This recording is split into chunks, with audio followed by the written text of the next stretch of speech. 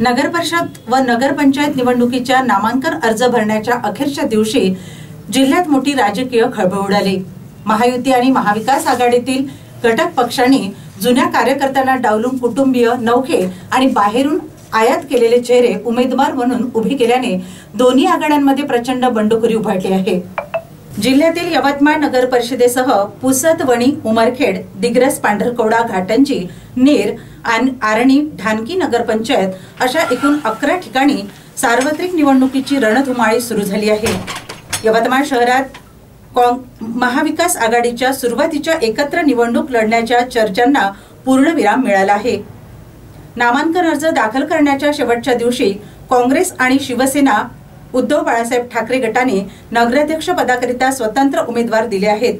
काँग्रेसकडून मोघेची सून प्रियंका जितेंद्र मोघे आणि माजी सीओ माधुरी मडावी यांनी उमेदवारी अर्ज दाखल केलाय।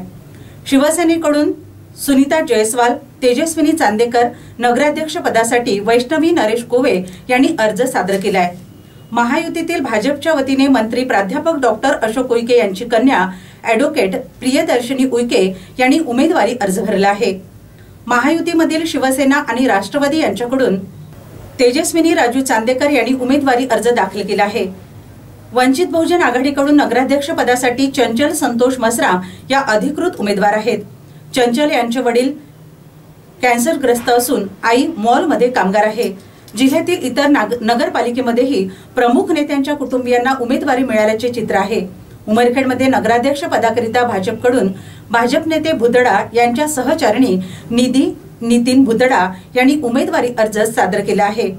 पुसद येथे नगराध्यक्ष पदाकरिता राष्ट्रवादी काँग्रेसकडून मोहिनी नाईक निवडणुकीच्या रिंगणात उतरले आहेत। नेर नगराध्यक्ष पदाकरिता शिवसेनेकडून सुनीता जयस्वाल यांनी उमेदवारी अर्ज सादर केला आहे। नामांकन अर्ज सादर केल्यानंतर मंगळवार 18 नोव्हेंबर अर्जाची छाननी होणार आहे। उमेदवारांना 21 नोव्हेंबर पर्यंत आक्षेप नसतील आणि 25 नोव्हेंबर पर्यंत आक्षेप असतील तर अर्ज माघार घेता येतील। त्यानंतर खरे चित्र स्पष्ट होईल। सध्या तरी यवतमाळ जिल्ह्यातील या निवडणुका अत्यंत चुरशीच्या आणि नाट्यमय होणार हे निश्चित झाले आहे।